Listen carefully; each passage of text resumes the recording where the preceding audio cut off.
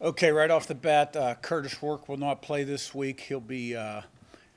We do expect Curtis to return uh, during the regular season with a thumb injury. That's all I'll say about the injury. We have 100% confidence, and the team has 100% confidence. I have confidence. The staff has confidence in Tav Jackson. I thought he played really well in the second half, and we got a tough challenge this week against a good football team, Washington. A lot of playmakers on offense, good defense. They like the pressure, not giving up a lot of points. A lot of respect for Coach Fish, very well coached team. Really was very impressed with his team last season, Arizona, where he turned that program around the way they finished. I think they won their last 8 games, maybe 9, playing about as well as anybody in the country last season. And they're a good football team. So we've got to have a great week. Questions? Yeah, with Curtis, he dealt with a in-season injury and missed the stretch run of Ohio's 2022 season. Talk to him at all, and what's your message? Tell him to be patient. I know you're probably not worried about his psyche, but just have you talked to him at all, and kind of what's your message to him, kind of going forward? Yeah, no, I'm not. He's a veteran guy, older guy. He's married, smart, and he's got a great attitude about it.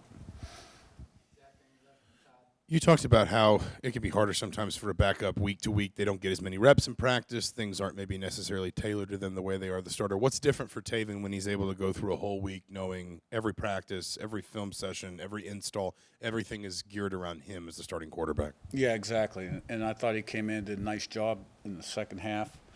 And now he'll get more repetitions, which will help him prepare for the game on Saturday. And he's a guy that's extremely capable, and I'm sure he'll rise to the occasion. Curt, spoke with your old boss, Dave Blank, from Elon a few days ago about your time there. I asked you, I think at Big Ten Media Days, how analogous that situation was to Indiana's situation going into the season, and you said that it was pretty close. Now that you've had success here, similar to the way that you did at Elon, how similar does it remain, and how much do you kind of fall back on that experience to make this one successful? Well, I think I drew parallels to that early on when I was hired. Haven't gone through that one time before, and one of the differences is we won a lot of close games there. A lot of those. We had 8 wins in a row, and they almost all went down the last play of the game. Whereas here, we've been pretty dominant in our performances, haven't trailed. So, but they were similar situations, yes. Curt, I'm kind of curious with Fox being here and now ESPN being here. Do you have a sense yet of the recruiting impact that's having on a national scale? Well, I think it's great exposure for the football program and the university, and now we got to do our part. And on Saturday, and you guys all know the best way to do that is to have a great day today, right? Great meeting, great walkthrough, and stack good days, which is what we have to do. Curt, looked like you moved some pieces around in the secondary on Saturday, get Terry Jones seeing some more playing time. I guess, what do you like about him that got him on the field more? What maybe sparked that change? Yeah, he's done a nice job on special teams, and he got an opportunity on Saturday. He's an aggressive player. He's played a lot of football. He had over 100 tackles at ODU last season, so which put Farrell at strong safety, and we liked the way that played out on Saturday. I thought we played really well on defense Saturday. Created 5 turnovers. We had 28 points off of turnovers Saturday, which you don't see that very often. And the offense, I thought, did a great job. Red area 7-on-7 or 7-for-7 touchdowns, and we outrushed them pretty significantly. But Terry, I thought, Terry did a nice job. Curt, with Curtis out at least for a game, maybe 2, we don't know, but how important was it that Taven got to play an entire half Saturday against that Nebraska defense? Well, you know, and played well, right? And he's played this year. So, you know, we always talk about the next man up. You know, everybody's here for a reason, right? Because, you know, in this sport, you're going to have injuries at every single position. And, you know, it's a lot different when you're the starter, right? And I'm sure he was excited about it. The team rallied around him at halftime. And, you know, we outscored him 28-0 in the second half. Coach, I guess with big noon kickoff coming, college game day coming this weekend, does that sort of validate what you guys are doing as far as the process is concerned to try and turn this program around? Yeah, I mean, they're here for a reason because, you know, we're winning games, creating a lot of excitement. That adds to the excitement. And, you know, once again, we got to do our part. Joe on the right, then Ken. Coach, two very talented receivers on the outside for Washington. What are your expectations for your secondary and really defense as a whole against Washington? Yeah, they got a really big offensive line, big tight ends, big running back, experienced quarterback, another quarterback that's got really good athleticism, can throw the ball also. I like their wideouts a lot. They're going to be a challenge. They got a really good scheme. So, you know, we're going to have to fly around, swarm the ball, win up front, put pressure on the quarterback, stop the run, cover, create some turnovers offensively, you know, win the line of scrimmage, be balanced, run the ball, you know, separate versus man. There's a lot of man-to-man coverage from Washington, handle the blitzes, and be good in critical situations. The keys of the game really never change. Ken's out real middle of the game.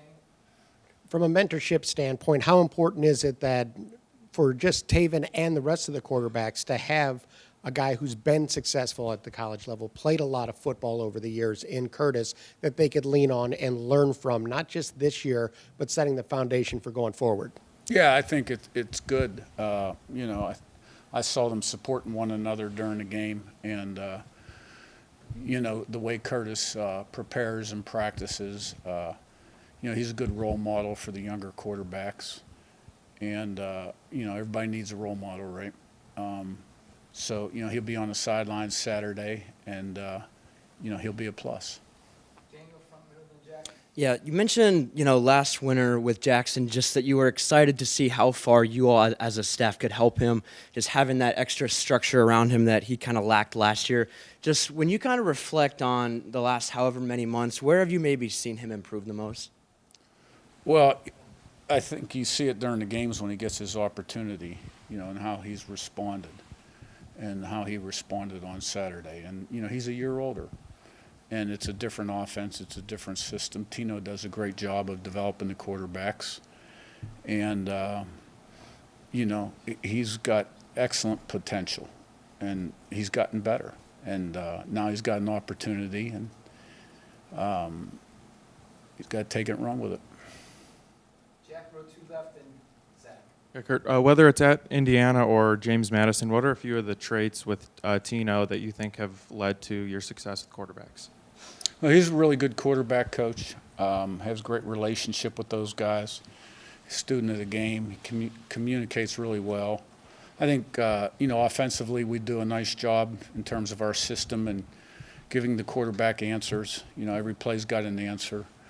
And we build the offense around the quarterback. I mean, the last four have been the player of the year in the league, and the previous two were one-year transfers that only had moderate success at the places they had been in the past. And, you know, one was a dual and one was a pocket guy and two were in between. So I just think, you know, we do a nice job developing quarterbacks. It's a group effort, a team effort. But since Tino's been here, you know, I think he's taken those guys to another level. You know, and this will be his third or fourth year with me, yeah.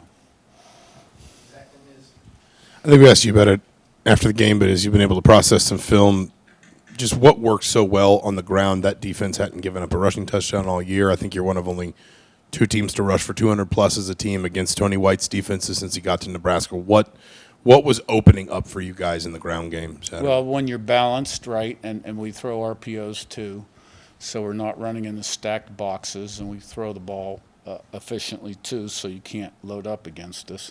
But we blocked them up front really well, and our backs made people miss, and the downfield blocking was good.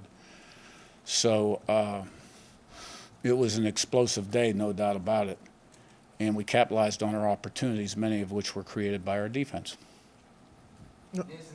On the flip side of that, with the pass protection, was that the best the line has played this season? And just what's kind of been the key to sort of getting that group? I mean, showed a lot of chemistry and just played well all season long, all 7 games. Well, I really haven't measured it against another performance, but those 5 guys have been in there almost every single play all season long, and they're tough, hard-nosed, blue-collar type guys. And Coach Bostad has done a great job of developing them. They're on the same page. They function really well together, and they're a tough physical group. And I'm not surprised by what they did on Saturday, not at all. Curt, have you and Lee Corso ever crossed paths at any points in your career, either by him being a former IU coach or just, in terms of being Right. around college football a lot? Well, game day came to JMU last season, so my wife and I made sure we spent about 10 minutes with Coach Corso beforehand, and had a great conversation with him. And then I called him on his birthday a month or 2 ago. He called back. We had a nice conversation. So been aware of him, obviously, for a long time. I can think all the way back to when we were at West Virginia, and there were only 9 bowls back then, right? And the final bowl spot, the Peach Bowl, I think it was 72, came down to West Virginia and a 9-1 Louisville team coached by Lee Corso, right? And West Virginia whacked Syracuse pretty good and got the bid. So that was probably the first time I was aware of who he was. Yeah. All right. Thanks, Coach. Thank you.